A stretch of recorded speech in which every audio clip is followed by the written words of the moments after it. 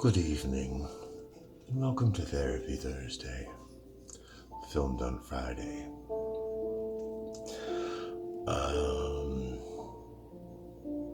So keep calling it ChatGPT,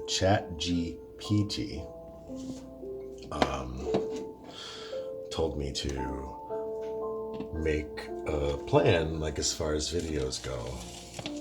And so this is what we came up with. On Sundays, it'll be Super Soul Sunday. Mondays are going to be Messy Mondays. Tuesdays is going to be Truth Tuesdays.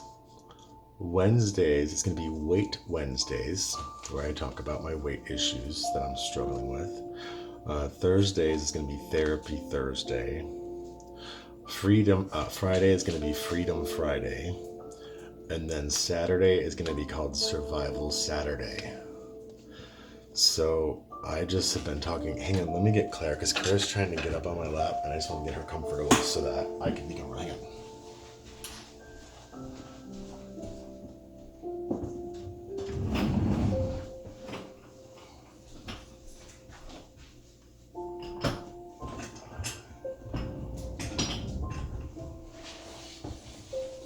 Come here, baby. Come on. Come on. Up here. She wants to be on mic. Come on. Good girl. You want to hang out with us? So, assuming everybody doesn't watch all my videos, but trying to kind of continue on with some kind of a storyline or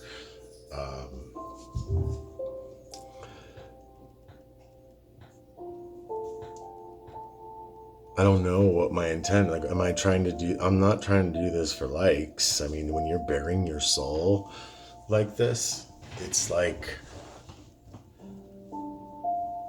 gut-wrenching, you know what I mean? And then to post that online and like have people sit there and like watch you behind their screens, like, do you hear about Brian? And you know, yeah, it's messy, or sometimes it's messy, but sometimes it's pretty magical. But you have to get your hands dirty in order to really enjoy life, if that makes sense. So I'm trying to be optimistic and look at all of my darkness or all of my hurdles that I've failed to get over in the past that maybe strengthened me into a better runner and jumper. You know what I mean? Like, you have to keep on getting up. You have to keep on keeping on. And it's not about how many times you fall, but how many times you get back up. You know what I mean? And getting through life, there's no rule book of getting through life, and we're all just trying to get through it the best way we possibly can. And then people die that we're close with, and, you know, heartbreaks, you know, people that you love, people that I love who won't talk to me anymore. You know, I lost everybody. At one point, I lost everybody. And I remember it was my birthday, like a year and a half ago. And I remember, like, I hadn't spoken to my parents in a really long time. And it's because they won't deal with me when I'm fucked up. Rightfully so. They shouldn't. You can't have that in your life. You can't have that toxicity that close into your space. I mean, it's deadly. So they don't talk to me, but it was a fight, you know. And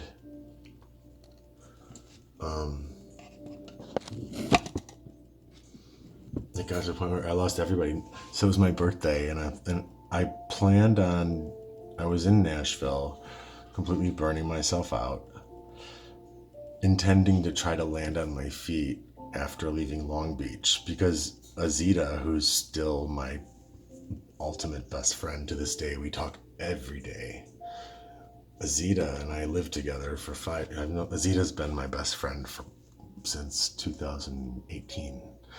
I mean, she's my life partner. I consider her my life partner. She's like the girlfriend, like she's my wife that we don't have sex, but Like every day she calls me, what did you eat? What did you eat? And, checks on me. And, yesterday her friend sent me $200 just because she's proud of me. And, you know what I mean? Like Azita's always had my back, but she's never drank or used drugs before. So when I moved into her place, it started off really like gradual because I had come from Nashville from COVID, and I was cool in Nashville. Last time I was here, I was sober for the most part. But I left during COVID and I stayed with Azita full time. And she also does massage, so we could, worked for the both of us. And her family took me in. She's from Iran. Her family took me in, and they became my family.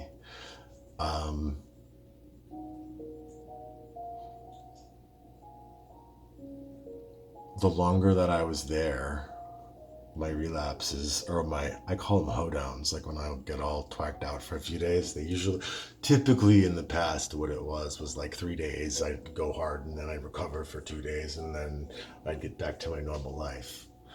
But it started to bleed together, and then I couldn't control my Cindy Garza, all that shit that she posted.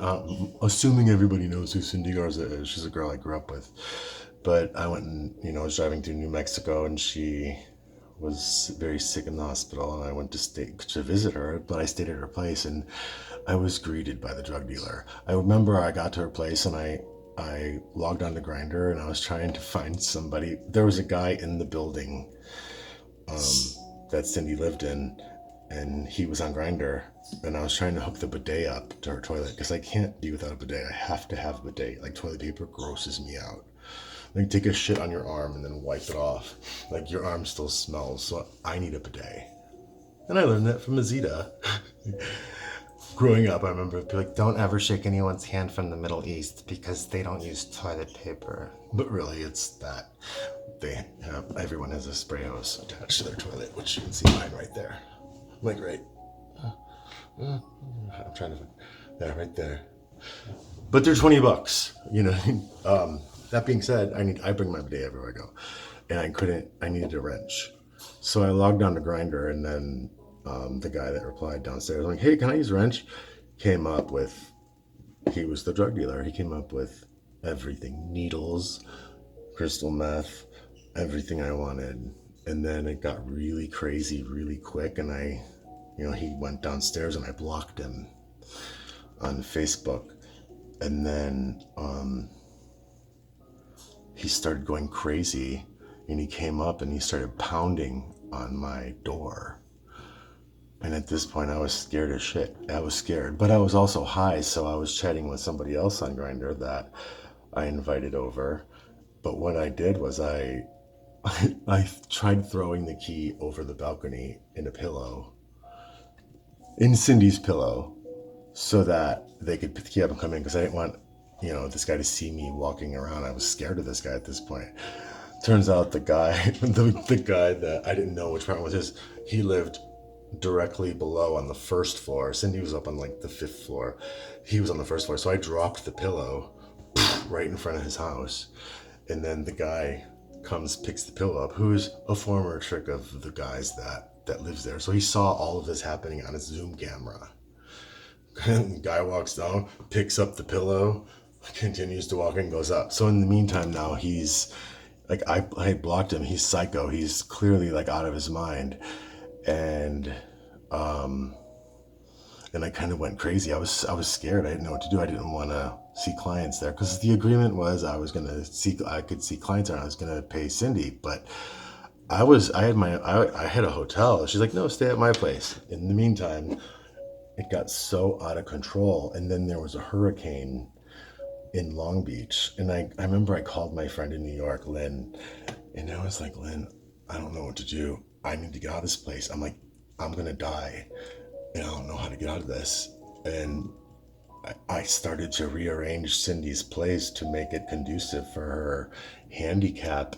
And then everything went like ballistic. I wasn't even able to like I was out of my mind by that point because I couldn't pull myself, like I got so fucked up, but I also was by myself in her apartment because I didn't want to leave. So I just started like spray painting her shit and like but I know what I was trying to do. What I was trying to do was because her vision is bad, so she couldn't barely see me when I came to visit her. And so I was trying to accent and relight her place so that like, she can see her way around at night. But like I want to, neon glows in these lights. So like, you can see the neon over everything. You know what I mean? So I was trying to accent her house or her apartment with neon, and the theme was under the sea. So I just wanted to make it look like an aquarium, which required me to kind of play and create, but it was all with her shit. You know what I mean? She gave me permission to do it, and every day I'd FaceTime her and we'd talk, but I disconnected the Zoom doorbell because I didn't want her seeing like the people that I was inviting over. You know what I mean? Like that's my personal, but also like, yeah, that's kind of shit. You know what I mean? Would you want somebody to be monitoring, like you're gonna have a booty call? Like I wasn't, like, I'm an adult and I was staying there for a few weeks to hang out with Cindy. So I was going up to the hospital throughout the week to visit her. But I didn't need to be there. I was just hanging out because she had nobody. You know what I mean? But in the meantime, I went in over my head. So once I was talking to Lynn and I was freaking out. I didn't know what to do. At that point now, as I'm trying to rearrange her place and do everything, and I was just playing, trying to keep myself alive. You know what I mean? That's what I was doing. I was trying to do something. So I was literally trying to create this concept that was going to turn her place into an aquarium where, it was going to, mermaid themed with her, pictures, kind of the way that I do in my, like I had the vision that I had, I wasn't able to execute, if that makes sense. And so and then I talked to Lynn, she's like, you have to go. She's like, if you want to save your life, you have to go. And then there was a hurricane. Well, then Cindy went and she had somebody come and check on it, and basically she was concerned because a friend came and she's like, don't look good. So, and there's a hurricane in Long Beach, and Azita was in, because I was living in Azita's. I wasn't homeless when I was at Cindy's. I was just having a travel work. So I'm able to do that. I'm able to work in whatever city I want. I just change my ad to that city. So I do the best in the little big cities. So I do good in Albuquerque, Santa Fe, Phoenix, but in LA, it's so oversaturated. I had to go to work in other cities to pay my bills there, if that makes sense. It's so oversaturated. But Azita was in Reno visiting her friend, and I drove back to Long Beach because the hurricane was there. Cindy, at this point, the reason I left so quickly with Cindy is because she ended up sending me a really nasty email, kind of like upset, hearing that her shit's being fucked with, and she wants everything back to the way it was. So at this point, I had put so much work into trying to come up with this. In the meantime, I put everything in cloud. I didn't take inventory or... Oop, Azita's calling you now. I didn't take inventory or remember, like, she's a very type A, organized female that, everything's labeled. But she took all the cleaning solutions she took out of the regular bottle and just was in clear bottles. So like I didn't even know how so I couldn't clean her place. And I was too high to try to figure it out. It's not that hard of a concept, but so I left. And then I FaceTimed Cindy and I'm like, Cindy, I need to let you know something. I'm like, I left your place and it's a total mess. And I paid her friend $100 to try to help me like get it together, but her friend came over, took the $100, but never helped me. And I was like, I have to get back. It was getting too deadly there. I said, that being said, I have a free plane ticket to fly anywhere. And when you get out of the hospital, I'll fly there and stay with you, and you can tell me, we can do this together, where we can organize this so that it is conducive to your life. Like we had talked about throwing away her couch. All these things that I got blasted for are things that, like, we talked about. I said, like, let's get rid of the couch. You know, it was getting held up by books because it was falling apart. But in the meantime, I didn't replace it. I didn't take care of her stuff. But as an artist, I was trying to, like, sometimes it has to get really messy in order for it to be magical. You know what I mean?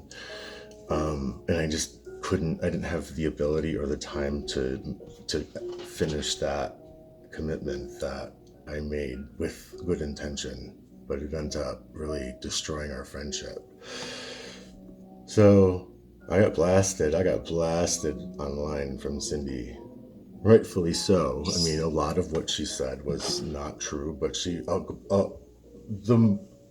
the meat and potatoes of it, it was true. You know what I mean? I went there and I didn't know what to do. So from there, when she blasted me that hardcore, I knew everybody saw it from my hometown and stuff, and no one talked about it with me, but, you know, they called my brother, or, you know, and so I lost a lot of people through that, in which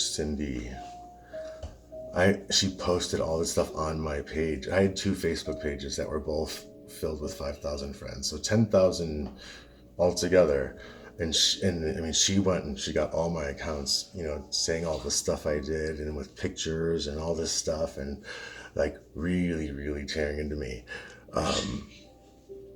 And I just blocked her. I didn't know what to do, you know what I mean? But at that point, I was like, Cindy, I've been calling you every single day since you got out of the hospital, saying, "Are you ready? I want to come up there." And you weren't answering my calls, like, every day. Once I knew you were in the hospital, I called you, and you didn't let me honor that, even though you shouldn't have.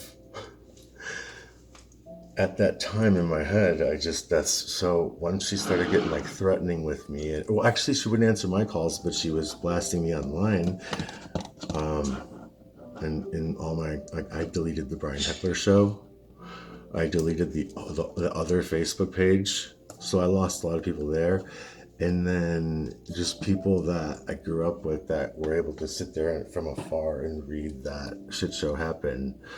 It put me in such a dark, deep depression that I knew what I did, and I knew that I had the best intent, and I knew that, fuck, I got myself into a situation, and I knew that, you know, I knew that I did the best I could, but I also knew that it was humiliating. And so I didn't talk. I didn't make videos anymore. Since then, I hadn't spoken to so then from there, I go back to Long Beach, and now Azita's starting to see the patterns of a true fucking. She didn't understand drugs. She's never done drugs before, you know.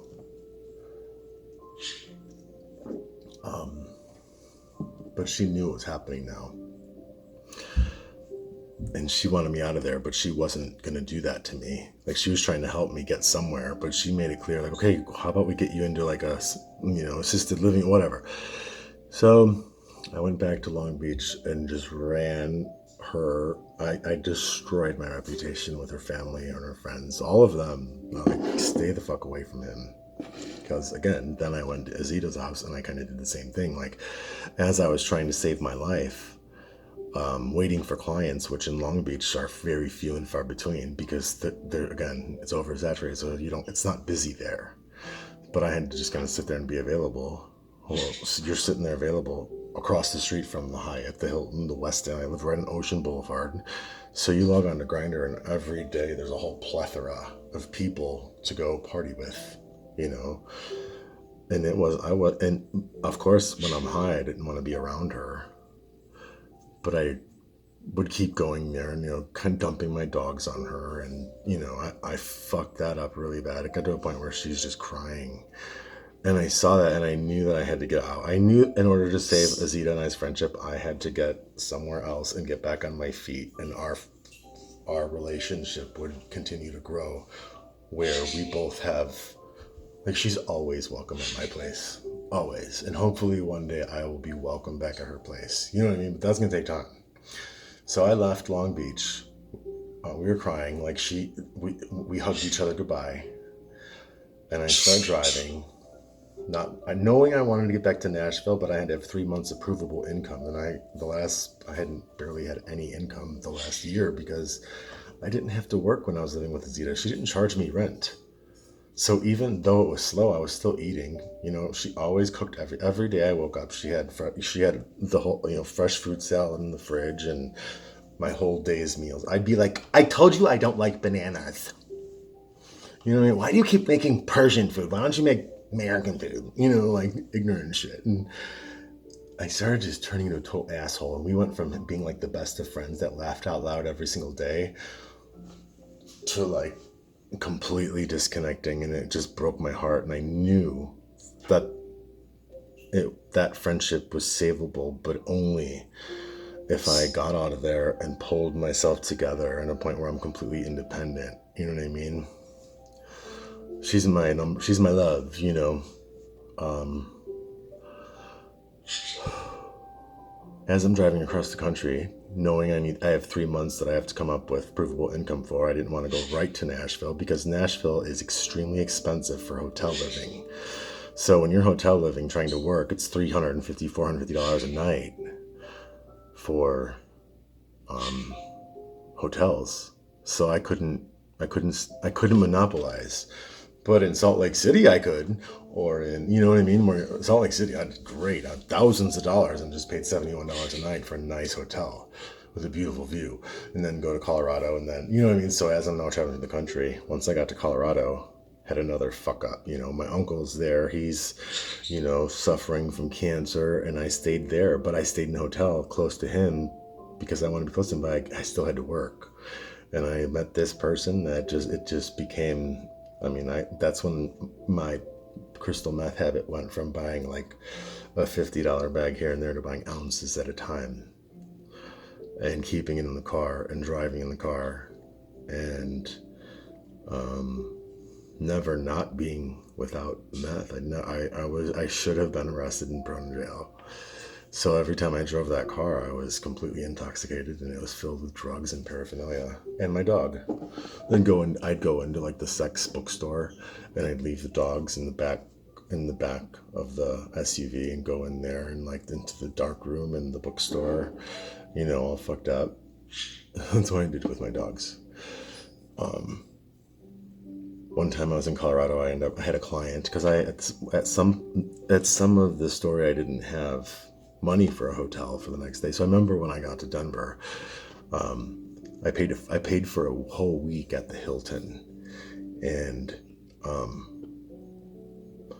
so that emptied my account. But if I had a whole week, that would give me plenty of time to monopolize with more clients. And I showed up, me and the guy at the front desk got in a fight, and he canceled my reservation, which means that I wasn't going to get that money back until 14 days. And I had to book another hotel somewhere else, but I had no more money in my account.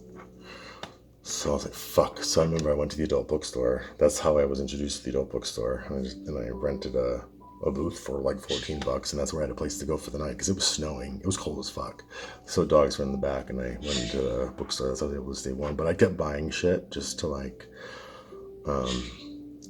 to allow them to let me stay there. You know what I mean? So I go if one, I buy a dildo, and I bought my uncle a mermaid pocket pussy, and things like that. But I kept buying sex toys just so that I could stay in this parking lot because I had nowhere else to go. And then, got to a point where like, I end up then leaving.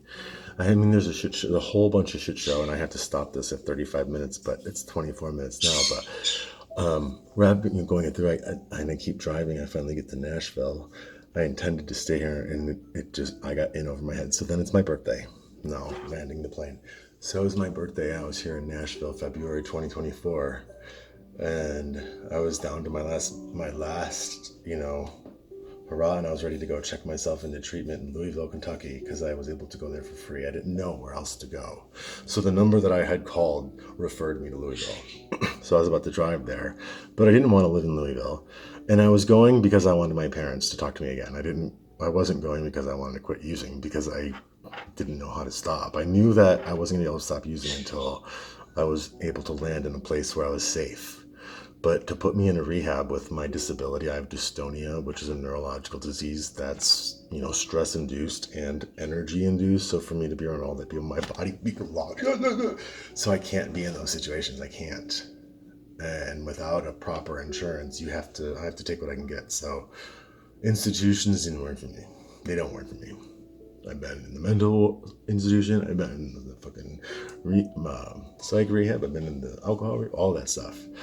They don't work for me, because now they're trying to control something that's not controllable. Because once my nervous system is stimulated with a negative energy, it progresses to the point where my body goes into a full lockdown. So when you're trying to tell me what to do in a psych ward where I am being looked at like a Looney Tune, and I'm trying to explain to them what's going on, and they're not listening to me. They're telling me what's going on.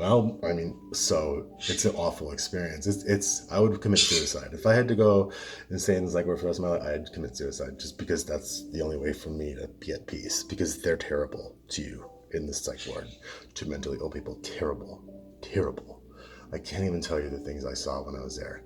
But moving forward, and it was my birthday, and at that point now I lost everybody, and the only phone call that I got on my birthday was from the Vanderbilt clinic saying that I had 3 STDs. I was positive for gonorrhea, syphilis, and chlamydia. And at that point, I had driven away from Nashville to go. I didn't go to Louisville because I looked at my Cash App and there was $250, so I went towards Orlando instead. So as I'm driving toward Orlando, trying to I wanted to go to rehab in Orlando. That would be a place where I'd want to, re-anchor. And I started driving down there, and I remember I only made it to Georgia. I was at a gay campground called Oz, which my plan was to go do the rest of the drugs, sleep, and then drive to Orlando and go to meeting. That was my plan. But in the meantime, that's where I lost the battery got in my car. My car got completely infested with bugs. I couldn't keep the windows up because it was so hot and humid and filled with bugs. I was fucked, and I wasn't capable of cleaning the car out properly and managing my life so that my car and my everything was safe. You know what I mean? At this point, my mom had both my dogs, so I had no dogs at this point because I dropped them off there along the way and had a shit show there for Father's Day. I went to go see my dad and relapsed and completely.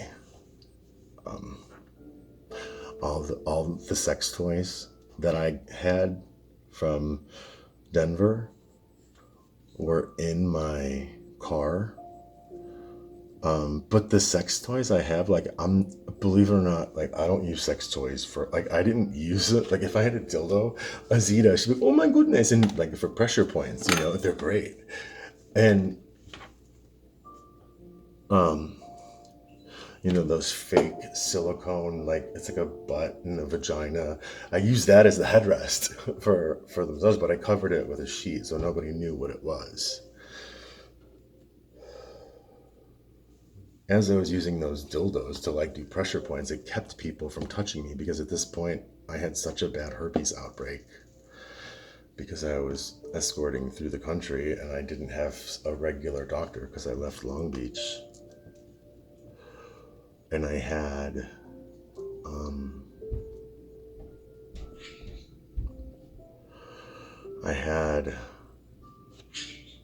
such a bad outbreak that I couldn't have anyone touch my body, and I still had to work, and I didn't know how to get through that.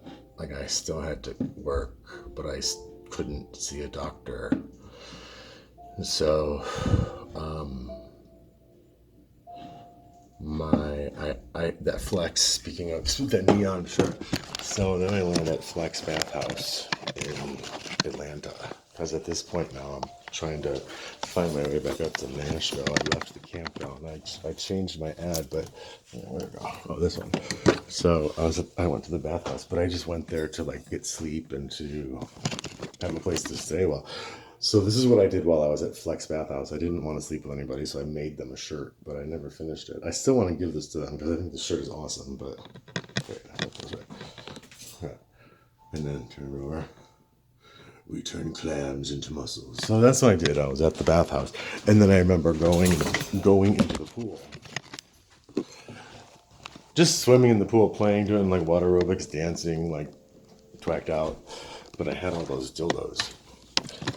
But I wasn't using them. I wasn't using them sexually. I was using them as like a whale swimming around trying to find the end. So the manager's sitting there looking and said, "What are you doing?" And I was like, "Oh, in my mind, I was creating a water aerobics class for a blind person.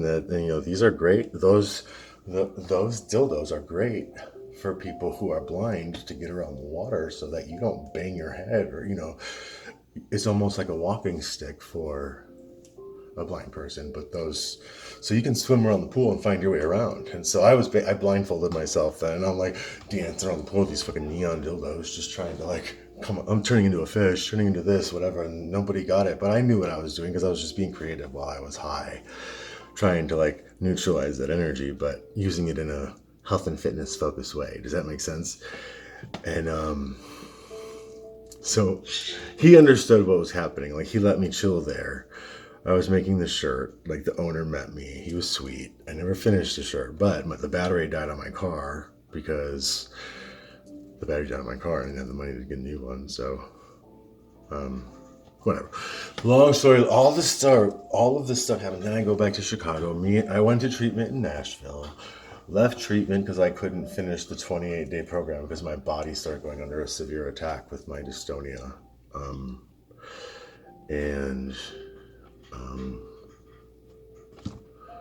I went and stayed with my parents, and me and my dad got in an almost deadly car accident. Broke almost every bone in his body. And I walked away with like a little scar on my wrist, but that SUV, we got T-boned. We were both going about 60 miles an hour, and it slammed right into him.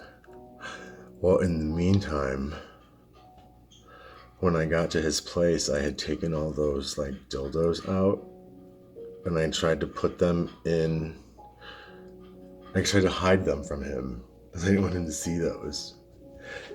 And there was a hot pink dildo under the seat of my car.